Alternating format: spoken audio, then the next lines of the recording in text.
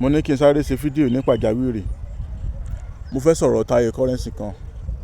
àti gẹ́ẹ̀kan Dami tí wọ́n jọ ń fà lọ́wọ́.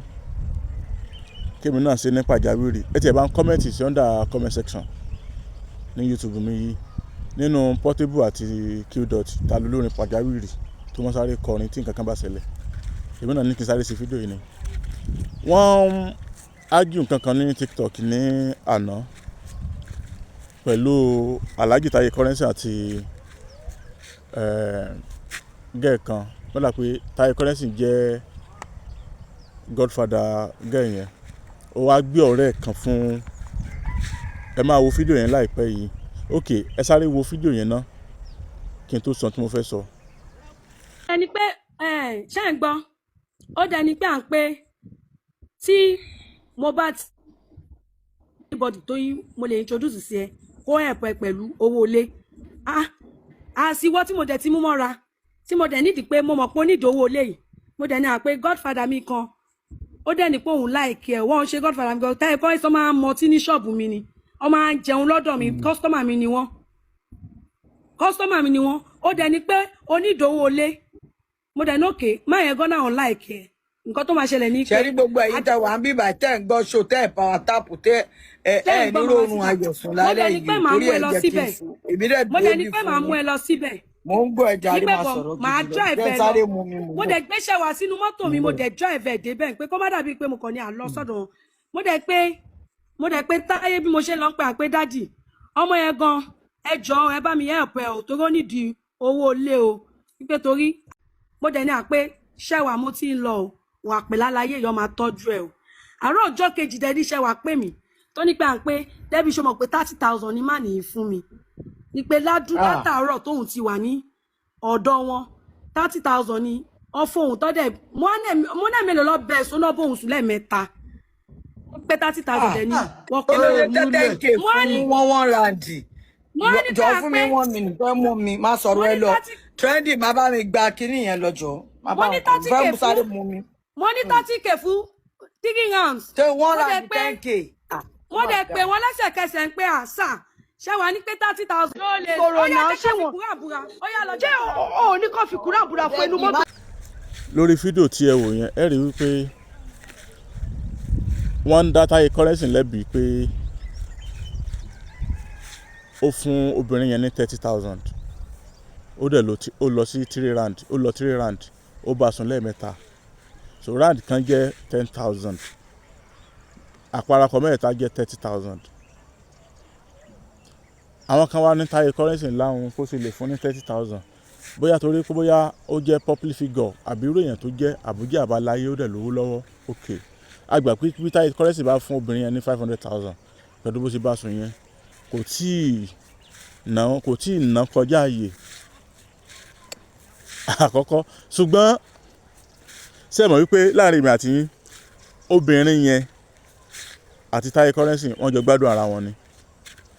Táyé gbádùn ẹ̀ òun náà dẹ̀ gbádùn ìbálòpọ̀ ó tún dókò star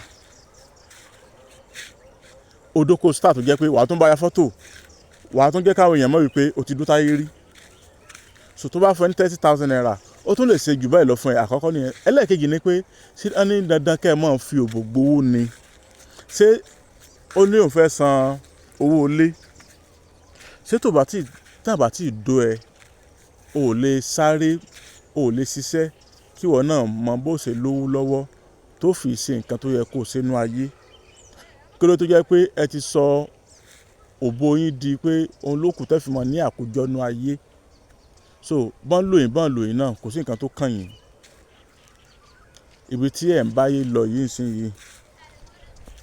ó tún wá dùn lẹ́nu yín ẹ tún wá gbé wá sí live láti máa sọ wípé owó tí Táyé Currency fún ọmọ yẹn ó kéré kí ló dé tó jẹ́ pé àwọn obìnrin yẹn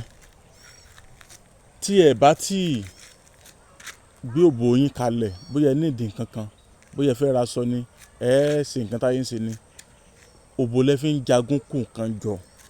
níbo lẹ ń báyé lọ so náà lẹ́ẹ̀ṣẹ̀ dọjọ́ alẹ́ yín pẹ̀lú bí wọ́n ṣe ń lò yín tó ojú òtún wá tì ẹ tún wá gbé ọ̀rọ̀ yẹn wá sí live TikTok ẹ wá ń dájọ́ yẹn pé so ẹ kí Táyé Currency fún ní 30,000 kí ó yẹ pé tẹ bá wà ní kankan tẹ bá tí ìwọ ẹni tí ó dòyìn fún yín lówó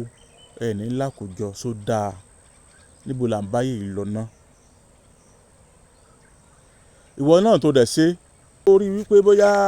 iṣẹ́ ò lọ déédé ó yẹ kó lọ dọ́gbọ́n sí ni àbí kó kì í ṣe pé kó sáré àsápajúdé ó yẹ kó mọ bí iṣẹ́ tiẹ̀ náà sì máa lọ wọn ní máa fowó burúkú lò nígbà tá a máa ń du ẹ ó sáré wọn náà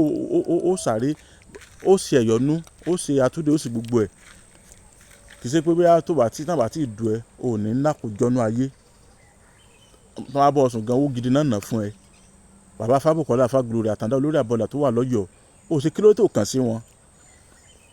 àtẹ̀yìn èèyàn náà tó yẹ pé ẹ wà ní irú nǹkan báyìí tẹ́ ẹ̀ ń pass through ẹ̀ bóyá sẹ́yìn ọ̀dọ́ dídí ni ẹ̀fẹ́ sẹ́fàgé ẹ̀fẹ́ bọ̀rí ni Fábùkọ́lá Fáglory Àtàndá olórí àbọ̀là babaláwo gidi ni Fábùkọ́lá Ọ̀yọ́ náà wà wọ́n dáńtọ́ gidi wọ́n wà nílùú péjú wa sábólú Ọ̀yọ́ Aláàfin Fábùkọ́lá Fáglory kò pé méjì lọ́yọ̀ọ́ ó dáńtọ́ pọ̀ Ọlọ́run fún wọn mọ̀ ọ́n sí tó ẹ wà máa yẹ̀yẹ́ ara yín TikTok ibi táwọn ẹgbẹ́ náà ti ń sáré káwọn náà kó nǹkan jọ tó ti ń kàn sí babaláwo gidi ẹ wá ń fẹ́ra yín sẹ̀sìn àwọn adóyún 30,000 tí ẹ ti bẹ́ẹ̀ o. àṣeyẹ lálákọ̀ máa ń ṣe pọ̀ ilé ẹ bá ṣàṣeyẹ lágbára ọlọ́wọ́ bá o lágbára ọlọ́wọ́ bá Fábùkọ́lá Ifá mi bàbá mi kẹpẹ́.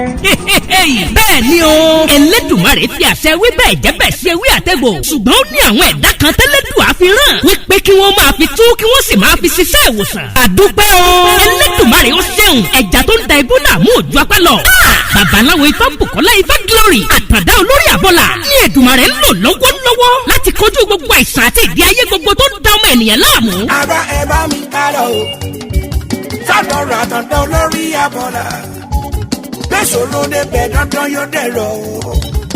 o gbogbo ayé ló ń lọ síbẹ̀ o. irú ìṣòro àìsàn wo ni tiẹ̀ àìní iṣẹ́ gidi lọ́wọ́ ìpọ́njú ìkórira promise and fail ìjákulẹ̀ lẹ́nu iṣẹ́ kí èèyàn ṣiṣẹ́ kó má lákòjọ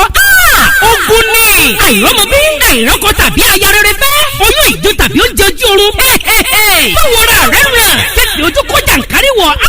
ìdènà ni ẹnìkan kò lágbára o àyàfi ọba Èdùmàrè tó ní káwọn ẹ̀dá kan máa fi ewé àtẹ̀gùn ṣèwòsàn tó sì rí bẹ́ẹ̀ ṣe bẹ́ẹ̀ ọ̀gọ̀ọ̀rọ̀ àwọn èèyàn ni wọ́n ti dá láyọ̀ babaláwo Fábùkọ́lá Fáglory Àtàndá olórí àbọ̀là ẹ̀ ṣé o Elédùmarè tó ń tú àṣírí gbogbo ogun fún yín ò ní padà ẹ̀yin náà kàn sí wọn gbogbo ẹni tí ayé rò pé kò lè rí ọ̀nà àṣeyọrí mọ́ bóyá ẹ̀yin sì fẹ́ bọ́rí tàbí ẹ fẹ́ bá Ifá ní gbólóhùn ẹ tún lè ta Ifá lọ́dọ̀ wọn ẹ kàn sí wọn nílùú Ọ̀yọ́ Aláàfin bus stop tẹ́ ẹ bá ti dé kí ẹ sọ fún ọlọ́kadà wípé ọ̀dọ̀ bàbá Fábùkọ́lá Fáglory Àtàndá olórí àbọ̀là lẹ́ ń lọ wọ́n wà ní ìlú péjú 1 sábò Ọ̀yọ́ Aláàfin telephone 0803-834-8630 tàbí 0705-288-8104 ọ̀kàràkà yìí ná Ifá gbáyé lọ ìrí òkè gbogbo wa.